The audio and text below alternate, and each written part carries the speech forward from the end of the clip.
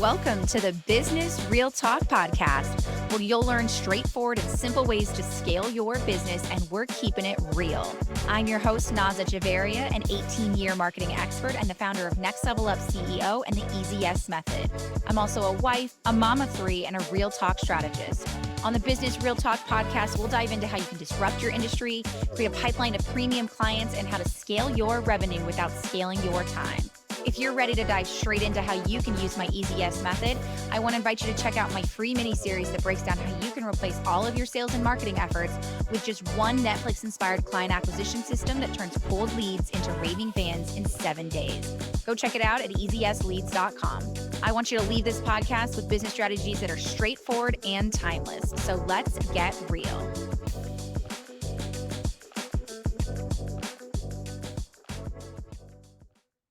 It's not about generating more leads. It's about strategically nurturing the leads that we bring in and creating demand that will determine the health and scalability of your business revenue and set your business apart. So let's fix it. Now, welcome back to the Business Real Talk. And on this episode, we're going to get right into it and start talking about what it means to have a lead nurturing system in place that actually generates demand into your business so you have people ready to say yes when they move to that next stage. Now, unpopular opinion, most leads are lost in this nurturing stage. And even more unpopular is that your inability to nail a nurturing strategy will cost you millions over the lifetime of your business. Now, lead nurturing might be one of the most overlooked yet lucrative business strategies. And because I'm all about giving you proof of what's possible, let me show you what this looks like with actual client results. So my client, Michelle, was able to make $60,000 in just 1 month as a relationship coach without generating any new leads into her business using this nurture strategy that I'm going to share with you here today. And Jane went from an average of 60 to 90 days as her sales cycle to having leads in her pipeline buying in as little as 48 hours. And Barbara was able to convert 85% of her leads to a brand new interactive masterclass using this simple shift in her lead nurture strategy. This is why your lead nurture strategy should absolutely take priority in the next stage of scaling. And I want to be able to answer the exact questions you have. So we're trying something fun and new for this episode by answering actual questions that have come from our audience that were submitted in advance of the show. So stick around because we're going to answer those at the end. And if you want to submit your questions for our next episode, make sure you head on over to our website and subscribe to our podcast updates over at nextlevelupceo.com/podcast. Now, newsflash, lead generation is no longer the star of the show because leads are great, but they're absolutely nothing without an effective way to nurture them to buy quickly and effectively. So let's talk about what it actually means to understand the intent behind lead generation and why it's not the most important factor within what you're doing.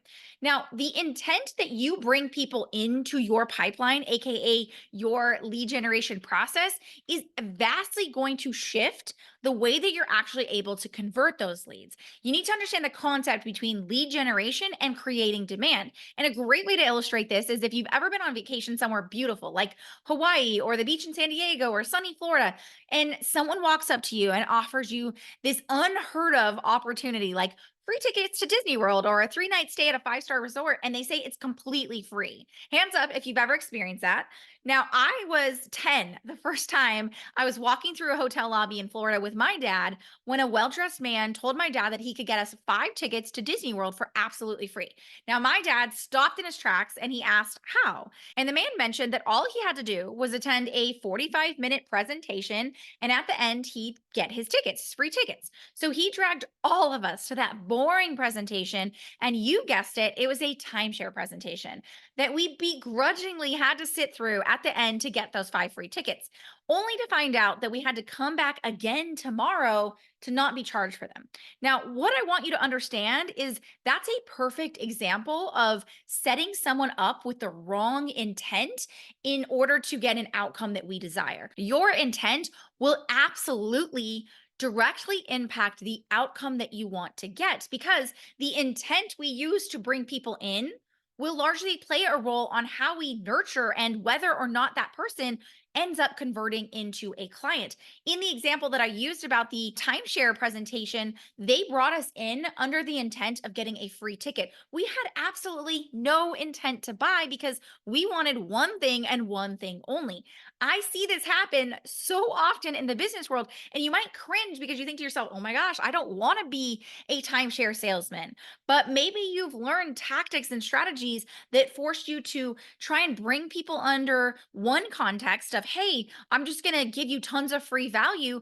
But realistically, all you're trying to do is push them to a sell. So, how do we actually go about doing this? How do we create the right type of intent without feeling like we're tricking people into it or creating bait and switch processes that only make us feel more uncomfortable and bring people in who aren't ready to buy?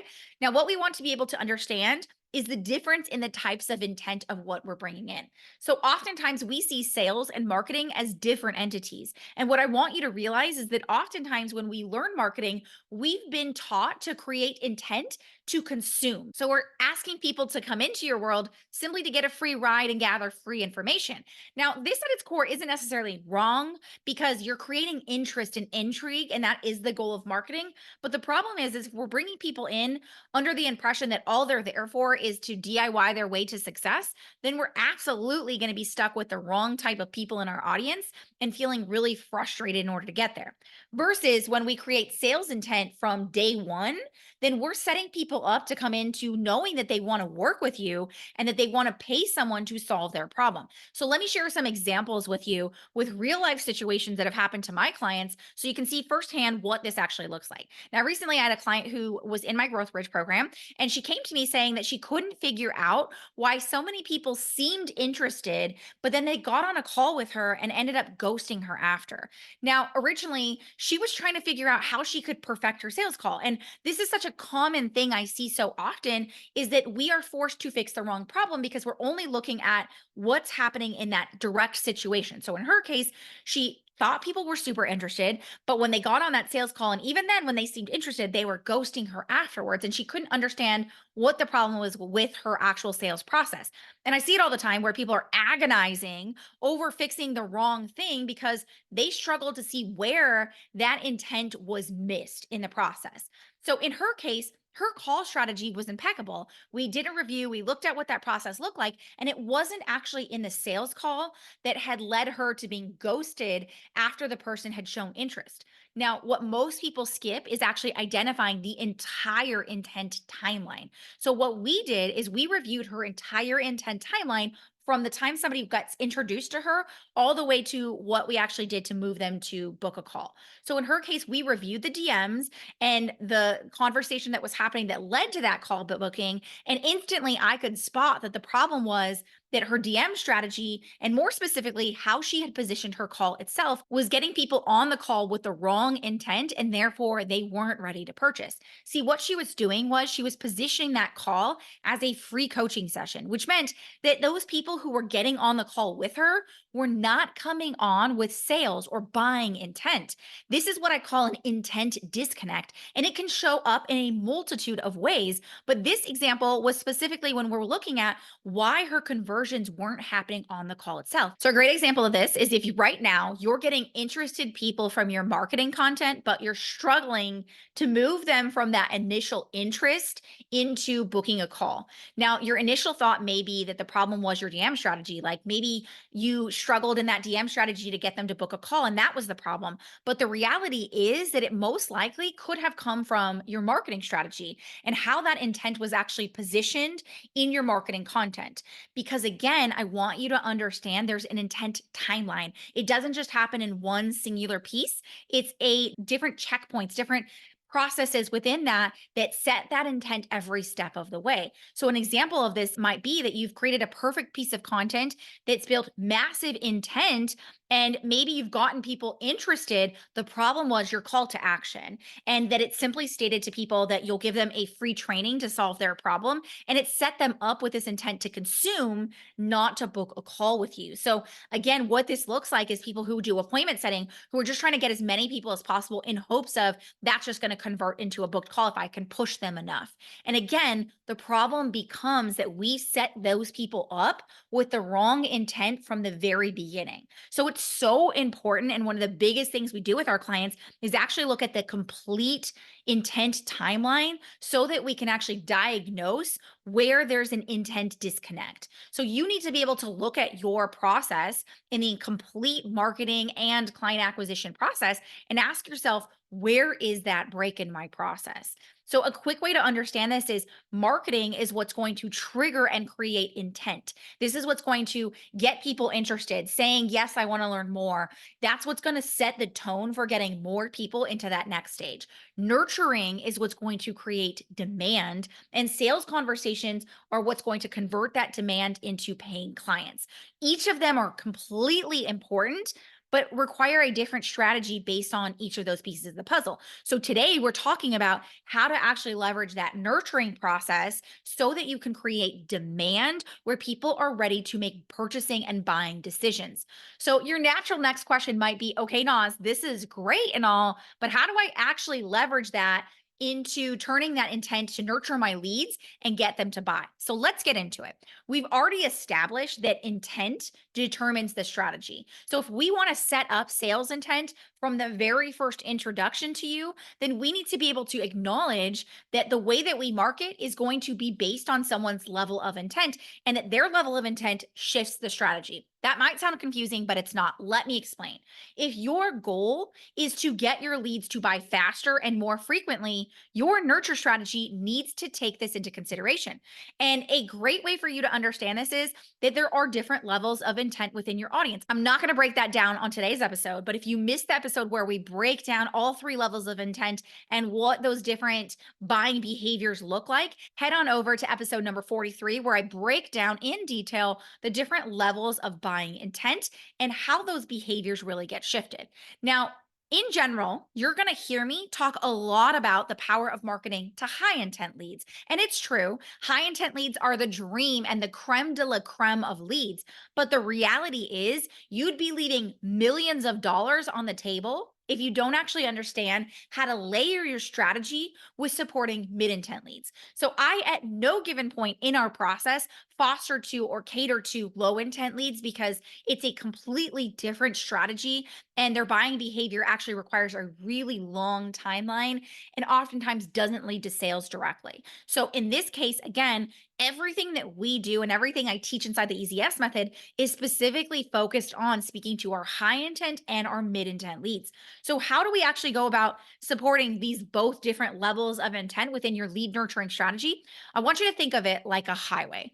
Your sales highway has three lanes. On the left lane is your fast lane. This is where high intent leads can quickly drive down to make decisions. Now, the middle lane is your passing lane. This is for your mid intent leads. And the reason behind this is because the effectiveness behind your nurture strategy will directly affect whether they move into the fast lane and become a high intent lead or move into the slow lane and become a low intent lead. Now, the last lane is the slow lane, AKA where your low intent leads will hang out and slowly walk around, looking around at the sites, but not ready to make a purchase. Now, I've mentioned this before, but we do not cater to those low intent leads. And I want you to think about it this way. Imagine that you're in a rush and you want to get to the 4:15 p.m. showing of a movie you're really, really excited to see. Maybe it's Spider-Man that's coming out and you need to get there quickly. You're going to want to get on that fast lane and drive as quickly as possible because your level of intent to creating and solving the problem is at its highest level.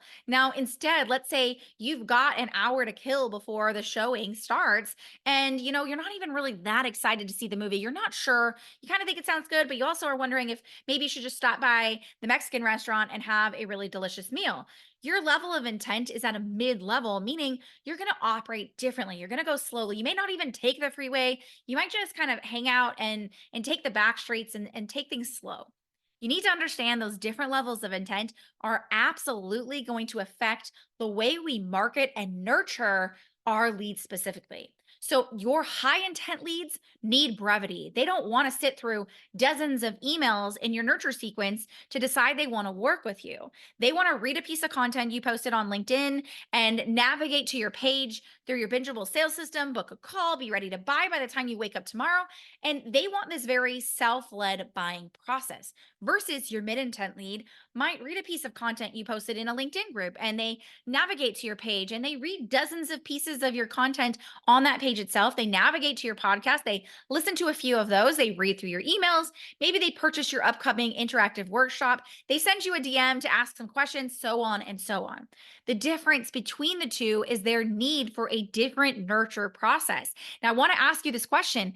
Does your current process for how you are actually nurturing leads take into consideration and segment those people into two different buying processes? If the answer is no, this is where you need to be looking at how to actually segment that audience first and foremost, but also being able to understand how you really direct towards those people based on their buying behaviors.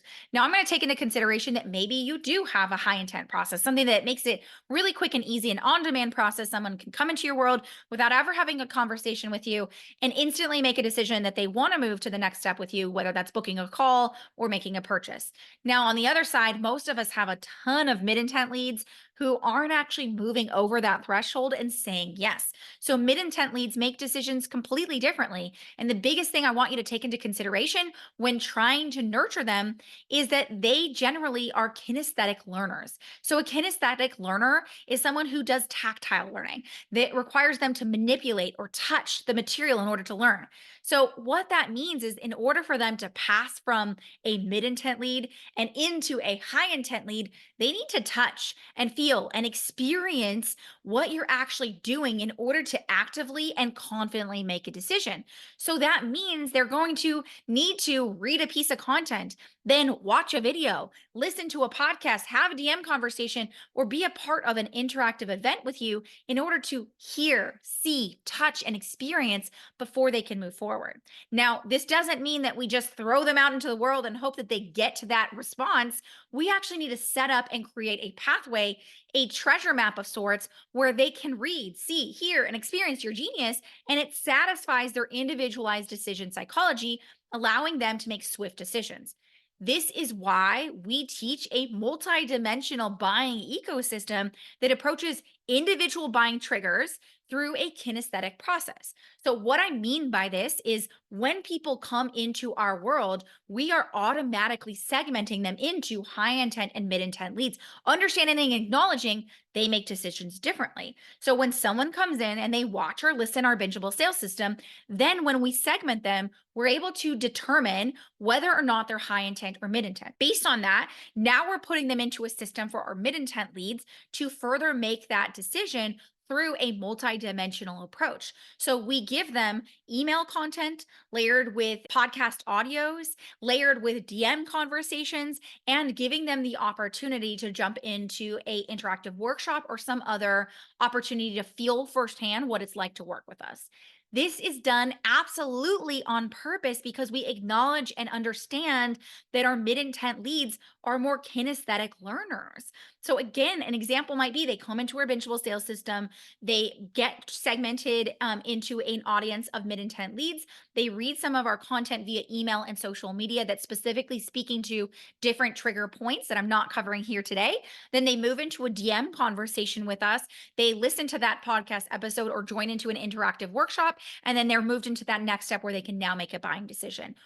We need to be able to support people to make decisions in their own style with their own experiences because it's a full body experience for each and every single one of our prospective leads. So while the process matters, it's not just about stringing together random things. There's a formula that taps into three psychological triggers that actually move leads to purchase rather than simply being friend zoned. Now, we've all experienced it before where we've spent countless hours, so much time trying to nurture a lead in hopes that they're going to make a purchase. And maybe you've DM'd them, gone back and forth, invited them to a sales call. Maybe they've had multiple sales calls with you, and maybe they've purchased low ticket offers, but they've never really made that shift, that next step to becoming a client where you really want them to be. Now, what I'm going to share with you here today is what we call our pre formula. Okay. PRE formula. Now, I want to just recap one quick thing because it sets the tone for what I'm about to share with you.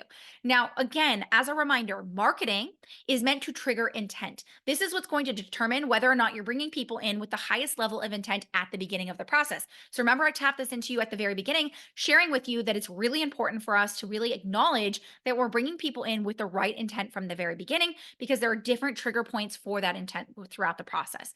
Now, what we've been covering here today is about lead nurturing. And lead nurturing is what creates demand, gets people to really say, okay, yes, I need this.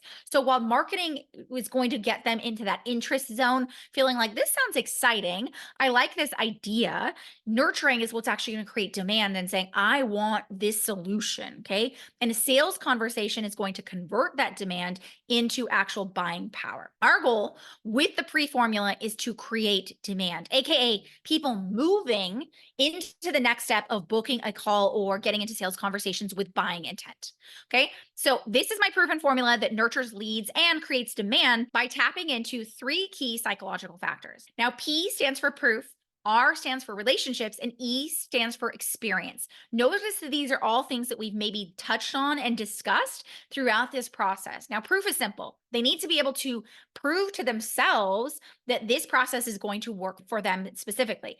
Great way to do this is actually offering social proof throughout your marketing process. This means sharing client case studies, explaining what you've built in as what we call like results mechanisms in order to help people support in getting to that result, and having a process that proves to them that this isn't just something that works for some people, but that can specifically work for them as well. Now, keep in mind, one of the biggest things that I share with people is when we're giving proof, the more we can give specific ways of understanding what's going to work for them versus what's not, it's just as important to be able to magnetize as it is to repel. So being sure that we can really clearly state for them who this is for and who this is not for. Now, your marketing strategy should have proof built into the process. If it doesn't, that's a topic for a different conversation. Through our marketing process, we build that proof section throughout the entire marketing and content system because we understand that if we acknowledge and speak to that proof ahead of time, we're actually removing a lot of the objections that come up when we lack that proof in the process. Now, the second thing that we talked about was relationships. It cannot be stated loudly enough that the way that we create and leverage relationships is ultimately going to determine how quickly someone moves through the process. So, even though we have an automated system in our bingeable sales system, we still layer relationships within that process because we understand that everybody makes buying decisions differently. So, having that approach where they can kind of feel into you as a person is going to matter so much more than a lot of the other things that you might be focusing on. Ways that we do this is we actually integrate DM conversations into our strategy because we want to ensure that people can really build individualized relationships with us. Another great approach to this that some of our clients are using are things like interactive workshops, brainstorming sessions, questions where they're able to come on to a session where they're asking questions and getting things answered. It's just a way for us to support that deeper level of relationship building that ultimately builds trust and gets people to purchase. The third and last piece is experiential. Experiential is one of the biggest and most important things, and one thing that I personally still struggle with and I'm still working through. So, we've built in experiential opportunities with people because we understand that experiential opportunities like interactive workshops are going to allow people to not only build trust, but also for them to experience firsthand what it's like working with you. So, these are great things like paid workshops that you create or free workshops. But again, there's a huge strategy that goes behind it. But the key behind having an experience is letting people feel firsthand what it's like to be in your world. I can talk left, right, center about how we operate in a way where it's really no fluff, straight to the point, and it's really rooted in my specific strategy method. And a lot of people will say, well, yeah, that sounds great, right? I've experienced something maybe like that before. Our brains naturally make that connection until they actually experience a container with me. So when they're in that room with me, sometimes that's what takes them over the edge of experiencing how I do things differently. So I want to really be able to share with you guys that the PRE process and technique is really rooted in understanding those three psychological differences and trigger points that get people to make a purchase. So if you have people who are not quite there that you feel like are right on the edge of making a decision, then I would suggest looking at how to optimize and leverage the PRE method within your business so that you can actually get people to make a decision. Now, everything I've shared with you here today is just a single tiny piece of the puzzle of what our EZS method is. And don't forget, in just a minute, I'm going to go through your Q&A, the questions that you guys submitted in advance directly here, so stick around.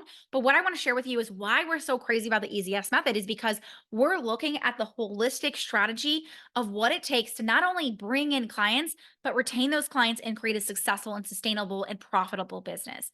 And it starts with how we actually determine our innovative GAP methodology. So here today we talked about the nurturing strategy, the part of client acquisition that comes after. But what we talked about also was what it means to actually set intent from the very beginning. Having our innovative GAP methodology sets the intent that we're bringing people in who want to make purchasing decisions and who are a higher level of client. And creating that innovative GAP methodology creates a true market of one where you become the only and incomparable solution. This allows my clients to 5 to 10x their prices and have clients who happily line up to wanting to work with them because they've created inbound demand. Step two is actually having the sales system that actually drives results and creates inbound demand so that those clients are able to sell themselves. This is where we layer those two pieces of the puzzle of having our bingeable sales system that can segment our audience and actually get our high intent leads to create self-led purchasing decisions, while also having a different space for our mid intent leads by addressing their specific emotional triggers and also taking them on this tactile and multi-dimensional learning approach to getting to make a decision even faster. And the third and final piece is what we call our pure profit strategy that takes into account how you actually deliver your offer at scale, ensuring that you can deliver those results without any hiccups and getting them those world-class results every single time. Now I want to jump into a Q&A where we break down some of your specific questions that were submitted before this. And then again, if you want to submit your questions for the next episode, make sure you're on our email list. You can head on over to nextlevelupceo.com/podcast to get on that email list. Now, I want to jump in because Becky asked an incredible question about what it looks like to create urgency, or if I even try to create urgency for people to buy. She mentions that she has warm and hot leads, but she feels like they have a lack of urgency that's holding them back from making purchasing decisions, and that her potential customers are coming from her Facebook group where she nurtures, but they know about her and they reach out to her directly via DMs, but it doesn't actually move to booking a call. So while she shares her booking call link, it may take weeks or months before they actually book. Now, what I want to share with you, Becky, directly is that number one, it may be that you're not actually speaking to high intent buyers. So remember how we talked about at the beginning of this episode? Sometimes we feel like it's just that the problem is our DM strategy, but in reality, it's the fact that we haven't set the intent from the beginning. And maybe you haven't segmented that audience to understand correctly who they are. So first and foremost, what I'd say to you is have a segmenting process in place that's going to allow you to understand whether that person was a mid intent lead and whether they're needing just more things along the way in order to achieve that. The second thing to take into consideration is how you actually got them into that DM conversation. A lot of people don't realize that how they actually got driven into that next step is going to really be a huge determining factor on whether we're able to convert. So I want you to look at what was it that I stated in my marketing content that led them to DMing you, and whether or not that was setting them up to make a purchasing decision, or whether that was them just seeing as a great opportunity and they want to learn more.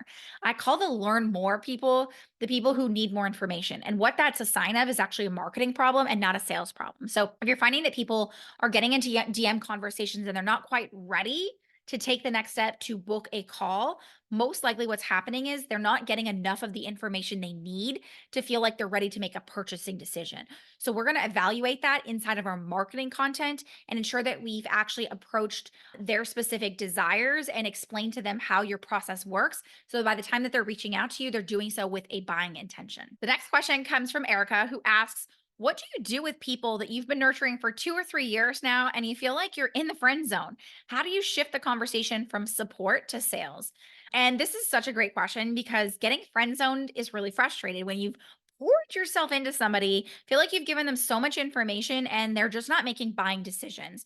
So, one of the things we want to really look at when it comes to getting friend zoned is how we're actually conditioning our audience. I've talked about this a lot, and we have a full episode that discusses conditioning, but conditioning is really what ultimately lets people know how they're going to perceive and how they're going to interact with you. So for myself, I used to get friend zoned all the time. People would come and say, "Can I pick your brain? Hey, do you mind just sharing a little bit about like what you would do in this situation?" They'd just be coming to me for free advice.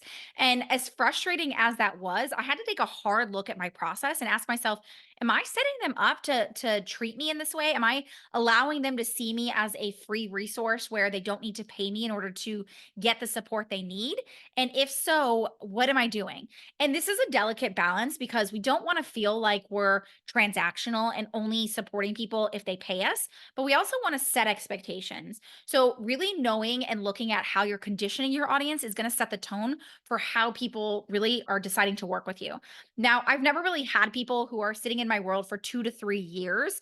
Maybe I've had someone for 6 months, and those people have specifically come to me. We've had sales conversations, and they said, let me go find the money in order to make that decision. So they're coming at this from a standpoint of, I want to make a purchase. I'm just, creating the funds and the investment opportunity in order to achieve that. That's a very different approach than someone sitting in my world for 2 to 3 years who has zero intent to purchase. That to me states that I haven't conditioned my audience to learn to buy from me. I've taught my audience how to consume from me. So again, this is going to be you taking a look at, do people see you as a resource to make a purchasing decision or as someone who they just want to hang out with? This is really like, again, I've shared this in my last episodes, and a lot of time this blows people's minds, but I set the intent that you're not coming into my world to learn how to DIY things. You're going to be really sadly mistaken every step of the way if you feel like you can DIY yourself to success by being in my world. It doesn't mean that they're not gaining tons of value. They are. I have people reach out to me all the time, but the value that I bring is creating clarity because I understand that if I inundate my people with too much information and too much learning, they're only going to be weighed down. They're not going to be able to make progress. And my goal for my people is that they create progress within their world. So I create clarity that gives way to that progress rather than inundating them with more information. So you want to be able to look at, number one, am I setting up my marketing process so that people understand and recognize that clarity is what they're seeking and what they're after? And number two is, does my message actually target and speak to high intent and mid intent leads, or am I speaking to low intent leads? And that's why my sales process looks so long. So, Erica, if your sales process is looking like 2 to 3 years have gone by and they're not making purchasing decisions, then again, I most likely am dealing with someone who's a low intent. And my opportunity here is either to cut them, and I don't mean like say goodbye, I just mean like not focus my attention and energy on those people, and or to optimize for what I'm doing going forward so that we're speaking to them. And then again, I think that this is a tough thing to hear for people, but sometimes there's just a line that you're drawing in the sand. I'm very upfront and honest. I don't get called a tough love strategist for nothing, that I will let people know that you aren't in my world to just consume. And I say that with love, not because I don't want people to mooch off of me, but because I'm here for the people who want to create change. And I know that I can't do that if I'm spending all of my time talking to people who aren't actually ready for that change. So at a certain point, I draw a line in the sand and I say to people, hey, listen, you've asked for a lot of my free trainings. I just want to make sure that we're not just, inundating you with more information. I'd love to have a real conversation. That's one way. Another is like straight up in my content, I'll say to people, listen, if you're here just to consume and try and DIY your space, I'm definitely not the place you want to be. Creating that ability to repel just as much as magnetize. It's so, so important. So that's the biggest thing I'd say from that. Another great question we had from Abram over on Instagram was, how can I avoid and answer their objections without any issues? So this is one of my favorite questions because so often people think objections are a sales problem, but objections are often a marketing problem. What I mean by that is that, just like I shared with you guys here today earlier in this episode, we want to actually overcome objections before they become objections. So hesitations, questions, those things are things that we actually should have solved prior to them getting into a sales conversation. If I have not solved those ahead of time, my biggest opportunity point is actually, how can I leverage that within my marketing? Doesn't mean that we're never going to get objections. Those are obviously going to help us field what we can do further in the future in our marketing as well. But in general, what we want to look at is, can I resolve this in my marketing going forward? If the answer is yes, we want to go ahead and resolve that. And then when it comes to the objections in a sales conversation, is actually just answering those and giving an explanation that PRE still holds remains true, because we're giving them proof. We're giving them that relationship for them to understand specifically to their situation. So on a sales call, if someone says, hey, I'm not sure if this is going to work for me, I'm one, going to give them proof by sharing with them how it maybe worked for somebody else who's experienced something similar to them. And or I'm going to share with them exactly how my method solves for their specific needs or struggles. That's going to give them the proof. The relationship is for me to really like acknowledge why they feel like it wouldn't work for them. So just simply asking, why do you feel like it's not going to work with you? And building that relationship of me having a give and take and being able to react and respond to that. And then lastly, like I said, is experience, letting them see, okay, well, great. Your concern is that you're not sure if the marketing content would work. Let me kind of help you see what our marketing content looks like. I might share my screen, let them look like it. So I always want to get in front of and get to a point where we're resolving that prior and in our marketing. But we also can very easily do that within our sales process. We just don't want to get into a habit of that. And another question that came from our team was just, how do I know how much to follow up with people? And a great way to look at this is that your marketing and nurture system should be setting up for regular follow-ups. So not only are you going to do this through the actual like sales conversations of, if I've had a conversation with someone, checking back in with them, hey, were you able to check out this training? So we had this conversation today on our Growth Bridge program, where if I've sent a training to someone and they haven't responded back, we're going to check back in a day or two and say, hey, just wanted to make sure if you were able to check out that training. Do you have any questions? I'd love to share with you how this actually could be applied within your business. So we're going to create follow up in that sense, but we're also not going to be nagging Nancy's. We're not going to like be all up in their face 24/7, because we talk a lot about inbound demand. My goal here isn't for you to constantly be pushing people.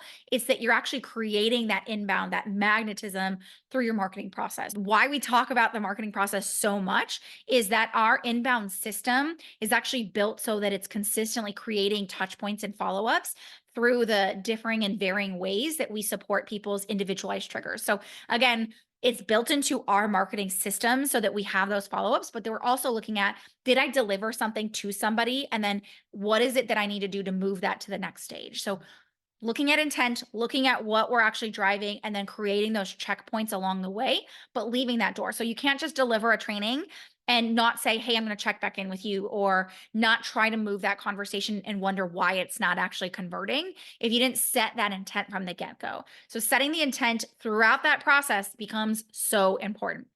And if you want to learn more about how we can do this with you, how we partner with our clients to actually help them understand and look at their entire intent timeline, and how we actually can help you find where your intent disconnects are so that you have a system that's actually doing the heavy lifting for you. It's the reason why our clients are able to succeed so much faster and they hit their 5-year goals in 6 months. Why we have clients who go from making 10K months to making 60K months in a matter of 90 days. It's all because we're looking at the entire approach holistically and really creating a system that sets apart in acknowledging the intent process and setting people up to make purchasing decisions. So again, if you want to learn a little bit more about how we can do this directly with you, I'd love to invite you to our growth optimization call. This is done directly with me. You and I will sit down. We'll look at your current process for how you're actually bringing in new people and how you're nurturing and converting them. I'll share with you exactly where I see the biggest opportunity points, where you're probably leaving hundreds of thousands of dollars on the table, and exactly how our EasyS method can support you in in resolving that and creating a system that helps your leads actually sell themselves using the Netflix effect, I invite you to book a call over at easyesleads.com/call. But if you want to learn a little bit more about the Easy Yes method and exactly how it works, head on over to check out our free bingeable mini series where we break down how we use the Netflix effect to get our leads to sell themselves. Head on over to easyesleads.com to check that out now. And as always, we love and appreciate when you subscribe, rate, and share this episode with somebody that you feel like this would be helpful to. And until next time, here's to keeping it real. Thank you so much for joining me on this episode of the Business Real Talk podcast. If you're serious about accelerating your growth, doubling or tripling your revenue, and going from the best kept secret to the only and incomparable solution in your industry, then be the first to listen to each episode by hitting subscribe and sharing with a friend. Be sure to follow me on Facebook and Instagram at Next Level Up CEO to learn more about how you can declutter your marketing and leverage the Easy Yes method in your business to focus on results and create a truly scalable and sustainable business that doesn't suck up all of your time. To get a sneak peek at my proprietary methodology that has allowed my clients to double or triple their revenue, go check out my free mini series that shows you exactly how you can replace all of your sales and marketing efforts with just one organic and evergreen client acquisition system that brings in premium clients on repeat. Go to easyesleads.com to access the mini-series now.